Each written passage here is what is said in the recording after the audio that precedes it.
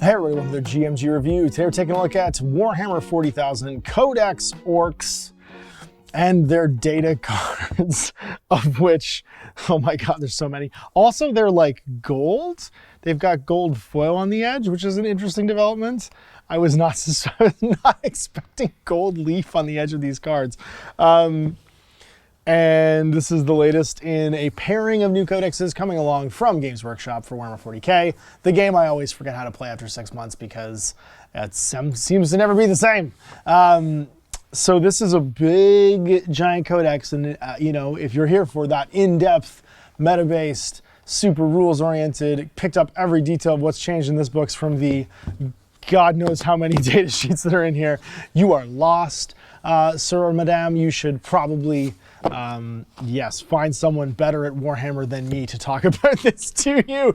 I'm going to go through the new detachments. I'm going to go through the comp patrol. I'm going to do like a basic ass look through of what's in here. Like the Gazgo card that weirdly doesn't have Gazgo on it. It's like the only one that doesn't have a miniature on it. Oh no, he's on the other side. Never mind. He's there. He's so big, he needs two sides of the card where everybody else only gets one side. And yeah, and that's what we're gonna do. We're gonna throw through the broad strokes, basically, of what's in this codex. So thanks, Workshop, for sending this along as a complimentary review copy. I'm going to do my best to dig into this, but this will be like 5.5 hours long to go through every single profile, and I'm not going to do that. I'm going to play a game with these someone with Nick. Here's my plan. Nick, if you're watching this, I know you're deep in Frisbee golf, and that's what you do now. You're a frolfer. But you've got Orks, and I've got Custodes, and they've got new codexes. So get down here. Text me. Tell me what's going on. Let's play games so people can watch this stuff in action. This is a 151-page book, full color, Crusade rules, Forces of the Orks. I really like that they're doing like non-studio armies in here now. There's some pictures of some like staff armies, which is pretty cool.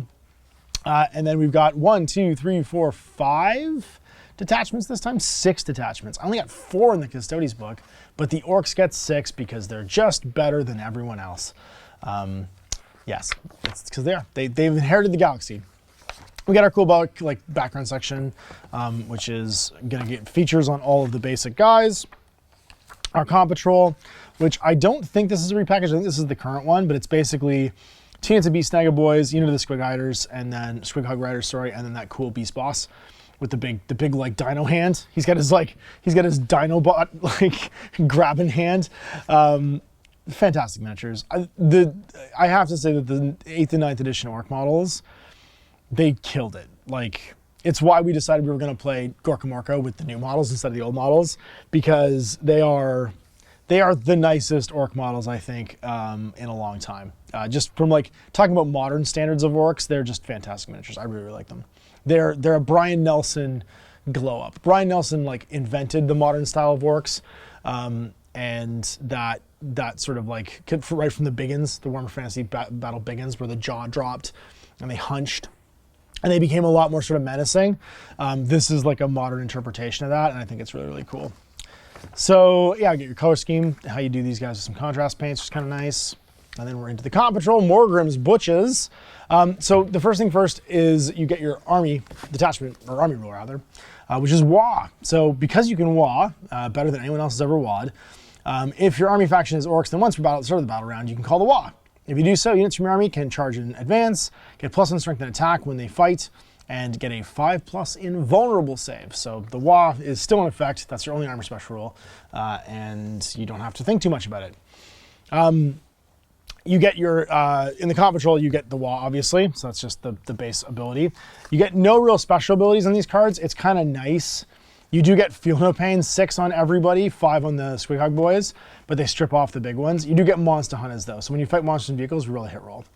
And then the Beast Boss, when you're leading a unit, you get +1 attacks. He can lead Snagga Boys, so it's him in this unit, and he's just a kind of stripped down variation of the core like models of the type. So Beast Snagga Boys, Squig Hug Riders. You don't have to worry about the special rules, just play as you play. You get some enhancements like Half Chewed, where you get Feel No Pain 5+ for the unit.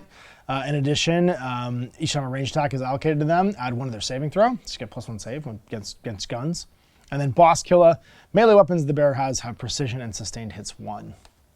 Cool new secondary objectives as well that you can take.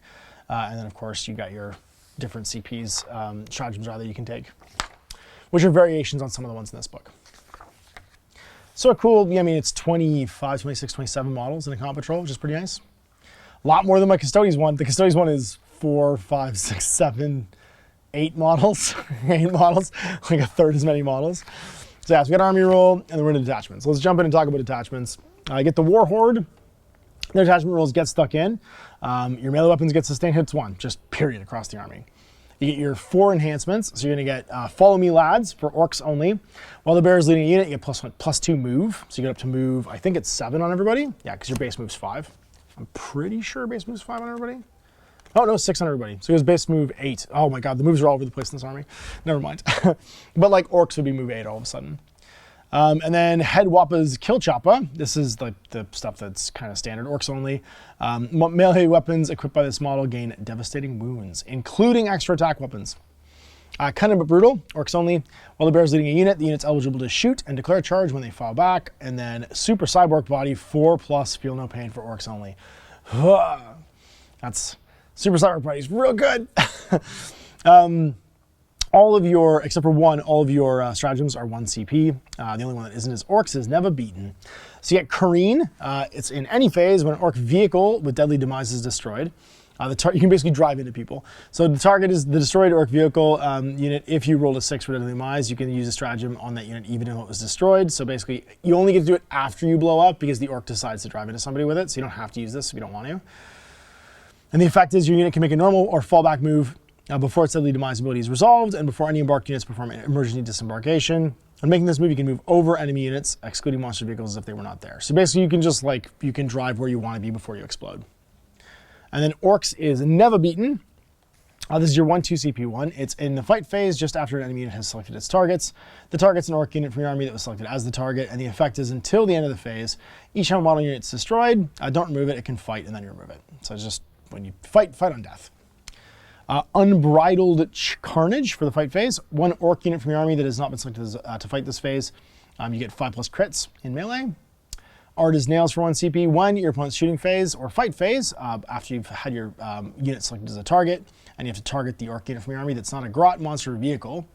And then the effect is until the end of the phase, it's -1 to wound. So you can't do it on Grots, monsters, and vehicles, because that would be really too good, but you can get a -1 to wound stacked on your other units.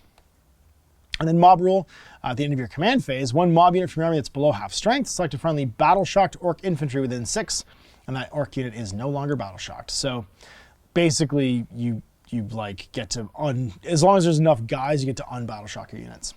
And then here we go. That's sort of the movement phase. Get +2 to advance and charge rolls for the turn for an Orc infantry unit. All right, then we get our Riders army, the big hunt. At the start of your command phase, select 1 monster vehicle or warlord unit from your army, your opponent's army, sorry.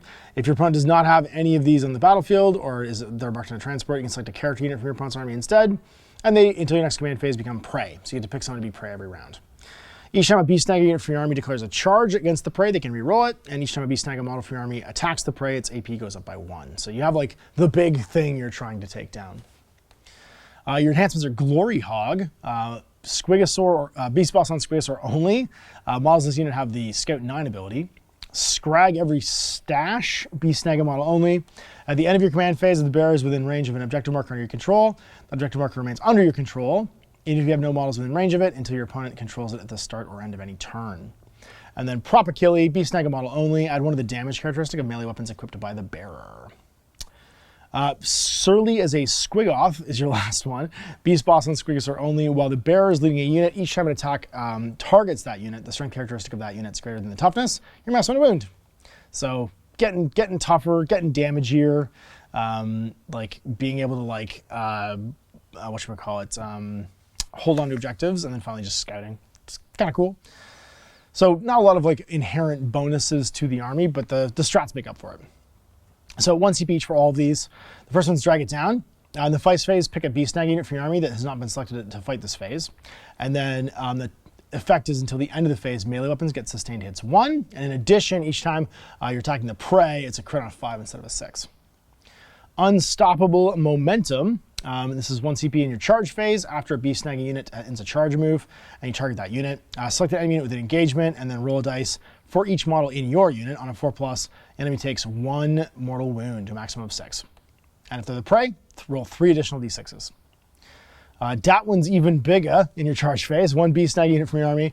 The effect is until the end of your phase, your unit is eligible to charge and turn it fell back, provided one of the targets of the charge is your prey. So basically, you can fall back to go get the thing you're supposed to get, and you can't get jammed up. Where do you think you're going? When your opponent's movement phase, just after the enemy unit ends a fallback move, the target's a beast stag infantry or mounted unit from your army that was within engagement range of the enemy unit at the start of the phase. And the effect is, if your unit's not within engagement range of 1 or more enemy units, it can make a normal move up to 6 inches. So basically, after they fall back, you can go after them, but it's just a normal move. Then you get stock and tactics. This is when your opponent's shooting phase, just after they pick the target. And the target is a beast snag infantry or mounted unit that was picked as the target. And the effect is until the end of the phase, each time a ranged attack targets that unit, models in your unit have the benefit of cover. In addition, if your unit has the infantry keyword, they also have stealth. And then finally, instinctive hunters. The when's your opponent's fight phase. The target's a beast snag unit from your army that's not within engagement range of 1 or more enemy units. And the effect is remove your unit from the battlefield and place it into strategic reserves. So there's your rider army. So again, you can see this is all about theme. Like, it's not quite bring back the Orc clans, but it's kind of, you know what I mean? This is kind of the Snakebite army. The previous one is kind of the Grandois. This is now kind of your Speed Freaks army. They're adrenaline junkies. They can shoot even if they advance or fall back all the time. That is a fast-moving army. And then your enhancements are things like a Waz Blasta for a Death Kill Wartrike. 2 of these are for Wartrikes, by the way. And your shooting phase, after the bear's shot, if it's not within engagement range of 1 or more enemy units, it can make a normal move to 6 inches. If it does until the end of the turn, it's not eligible to declare a charge. Then faster than use, Orks infantry only. Each time the bearer unit disembarks from a transport, after that transport's made a normal move, the bearer is still eligible to declare a target of this, a charge this unit. The bearer's unit is still eligible to declare a charge this turn, is what it should say. Jeez. You know, I've been doing a lot of these reviews today. And then Squighide Tires, Death Kill Wartrike only. Each time a model in the bearer's unit makes a consolidation move, it can move 6 instead of 3. And Speed Makes Right, Orks only. In your command phase, if the bearers or transport the bearers embarked within is within 9 of an enemy unit, roll d6 on a 3+, gain a CP. Basically, you're driving by, throwing the bird at people and giving yourself CPs because you're a maniac. And then you got your strats here. Once again, they are all worth 1 CP. You get the speediest of freaks when your opponent's shooting phase, when they picked a target, or fight phase. And the target is something that was targeted. The effect is until the end of the phase, you get a 5+ invul. If your unit's a vehicle with an unmodified toughness of 8 or less, you also get a 4+ invul. That is bananas, especially for your Death Killer Wartrike. Having a 4+ invul is real nice for 1 CP. Squig Flingin' is your next one. In your movement phase, just after a Speed Freak or truck unit from your army ends a normal advance or fallback move. Target that Speed Freaks or truck unit. Effect each one, select 1 enemy unit within 9, and they have to make a battle shock test at -1. Then you get, because you're just throwing squigs at them and it's freaking them out. Could you imagine someone's just throwing critters off the back of a bike at you while you're trying to like guard some munitions cache or something like that? The whole 40k war premise is completely unhinged. Daka Storm, when you're shooting phase, target 1 Speed Freaks unit from your army that has not been selected to shoot. Until the end of the phase, ranged weapons get sustained hits 1, and when you're targeting it within 9, they get sustained hits 2. So that's your Daka special rule, basically. And then restrictions, you can't also Blitz of Fire. Blitz of Fire is the other option for this. It is in your shooting phase when a Speed Freaks unit from your army that's not selected to shoot yet gets targeted, or you pick one that's not shot yet. And the effect is until the end of the phase, you get lethal hits, and if you're within 9, you get a 5+ crit instead of a 6.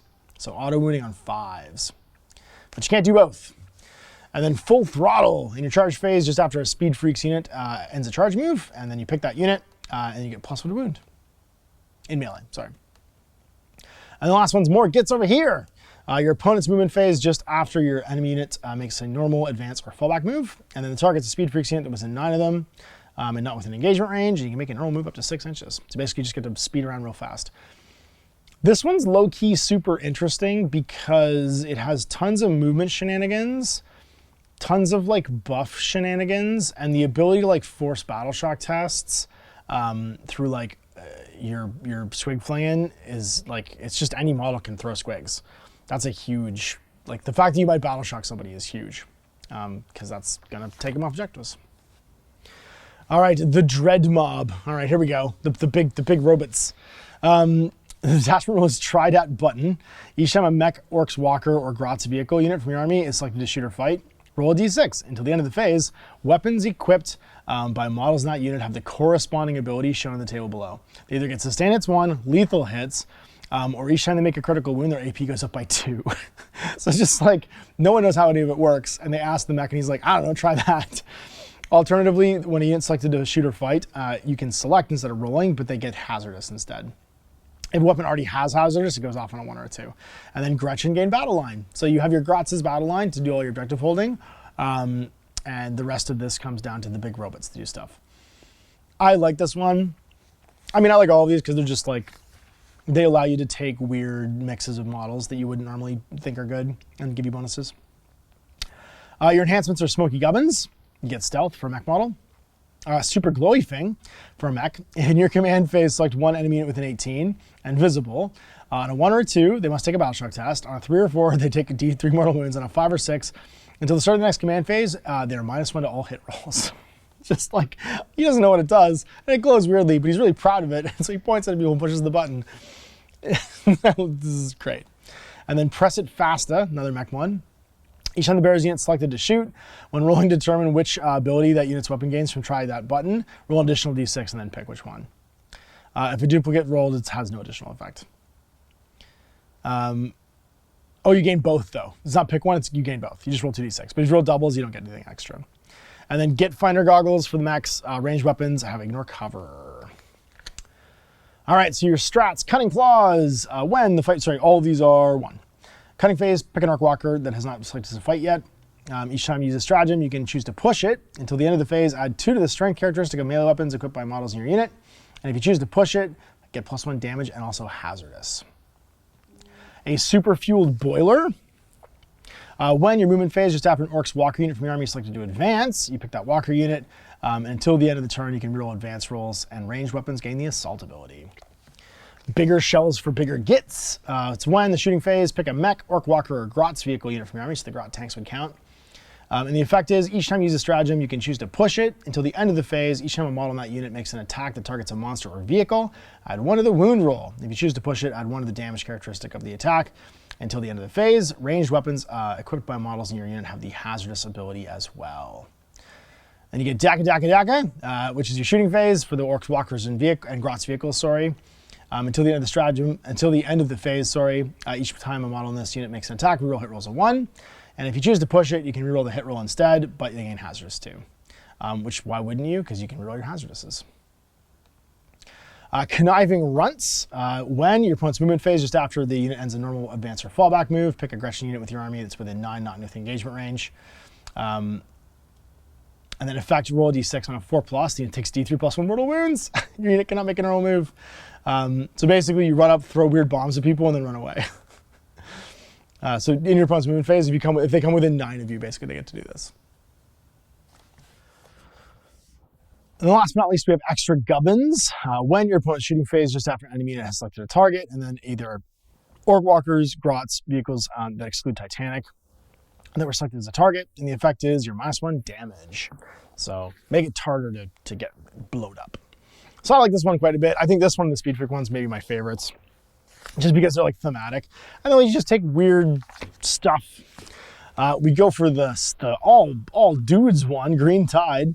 You get Mob Mentality. Each time an attack targets a boys unit from your army, they get a 5+ invulnerable save against the attack. In addition, if they have 10 or more models, reroll saving throws of 1 against the attack.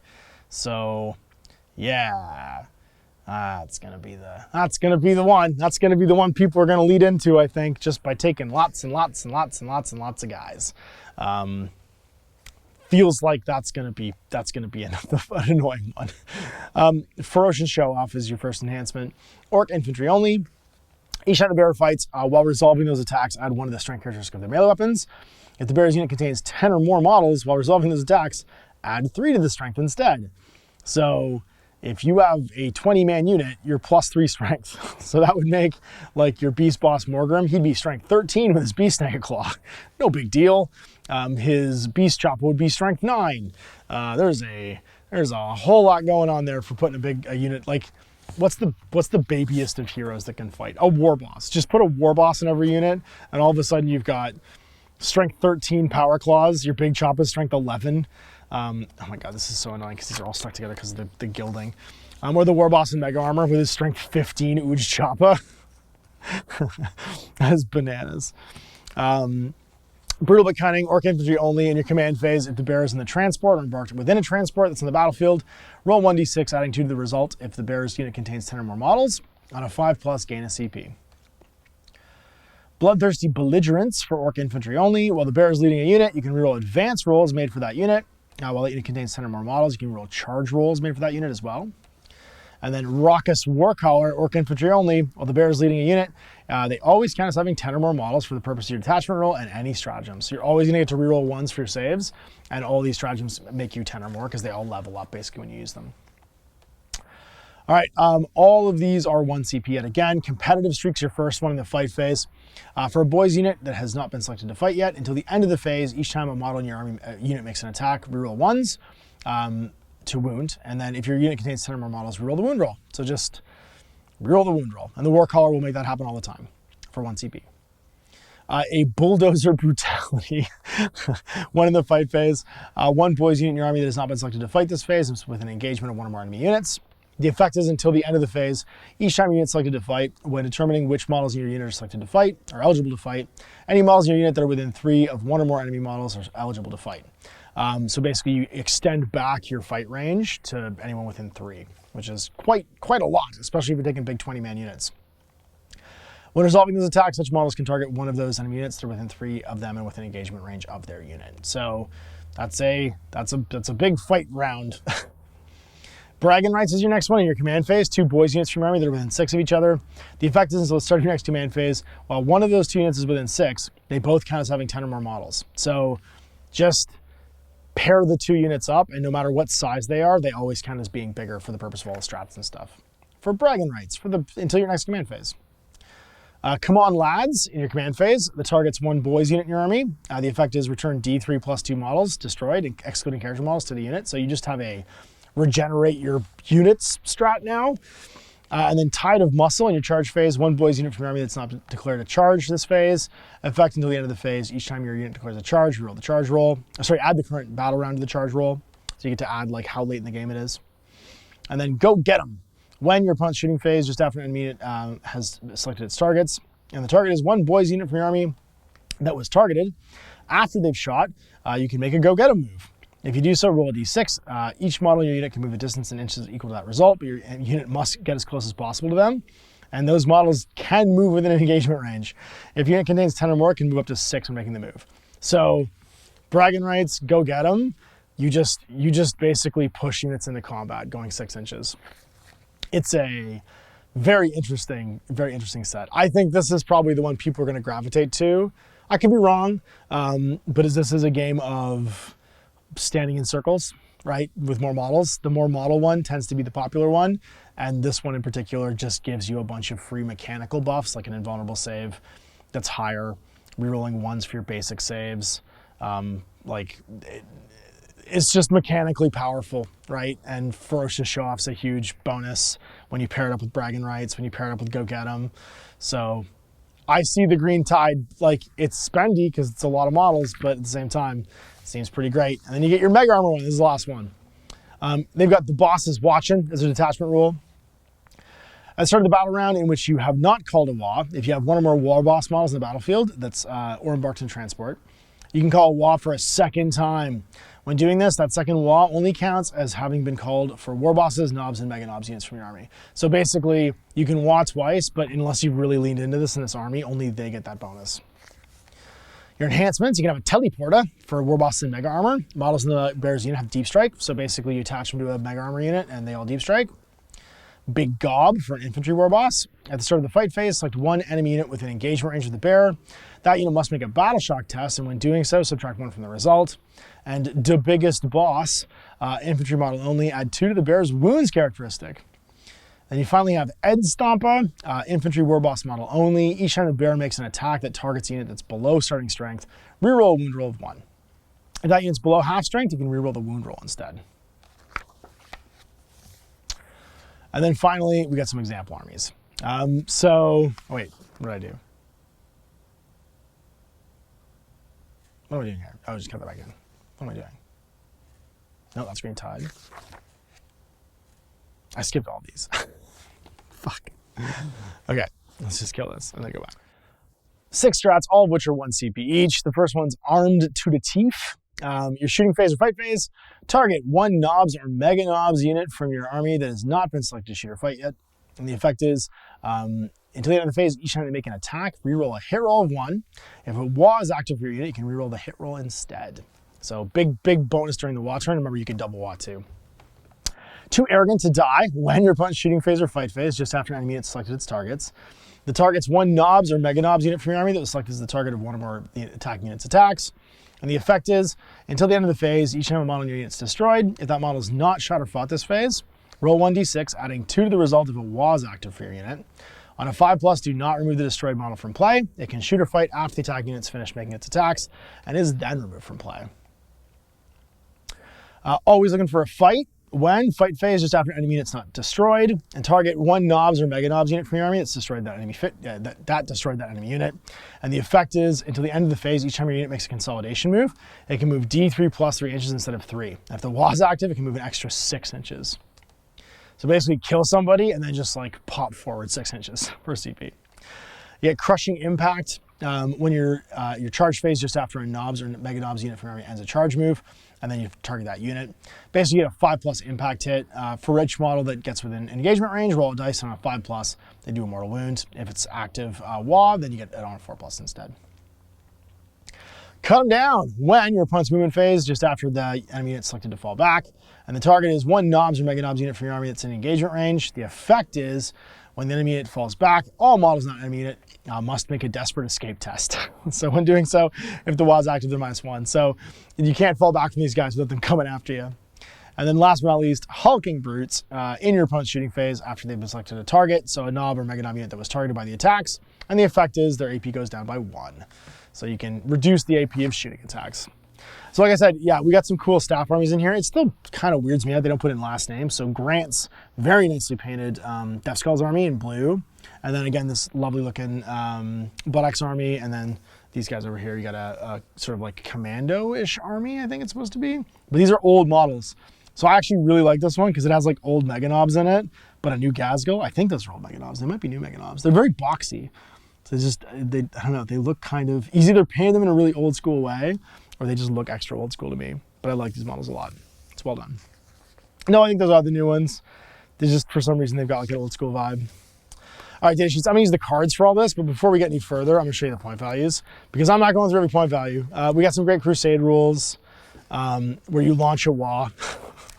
So you have to add stomping points. The stomping points, basically, it's how big your WA gets. So at the beginning, it's a gathering WA with 9 stomping points. Then you get to 10 to 24, it goes to an escalating WA. You get to 25 to 49, it's a thunderous WA. And then if it gets to 50+ points, you're an all-conquering WA. So the goal is to make yourself bigger. Right, you're gonna WA as hard as you can. And then Ork Eruptions, which is things that you get to add to your minor ructions and major ructions. These are your bonuses. Agendas like Scrag Achilles Gits, try and kill things that are better than you. Your requisitions, cool battle trades, custom jobs for your weapons, and then artifact relics like a boss pull, Chop of the Great Wall, and the best boss loot like the Iron Gob. So very on theme and appropriate stuff in the Crusade section. Love that they put the 2nd edition Ork cover in here. This is just a tremendous piece of artwork. Like, there's so much going on in the background. Oh, such a great cover. Such a great cover. And that's what Gazgo used to look like. That's what, with his Lobo boots. It's funny, old 40K art. There's so many things you can see kind of slightly lifted for something else. Like, those are definitely Simon Bisley Lobo boots on Gazgo there. I'm 99% sure. If you compared those boots, they'd be exactly the same. And I think this is the 8th edition. Yeah, this is the 8th edition box of the Ragnar, which is nice too. And then again, I'm not going through all this. You guys can have a quick look. This should be in high def focus, so go ahead. You guys want to know what stuff costs? I don't care enough because it is constantly changing, and this might not even be right in 6 months, so who cares?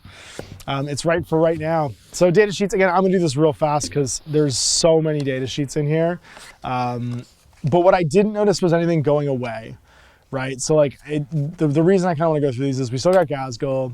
I'm just gonna do these like by type, right? So we have the War Boss and Mega Armor. This could still cover the Assault on Black Reach War Boss. Geth Troll War Trike's in here, which is relatively new. You still get a Big Mac and Mega Armor.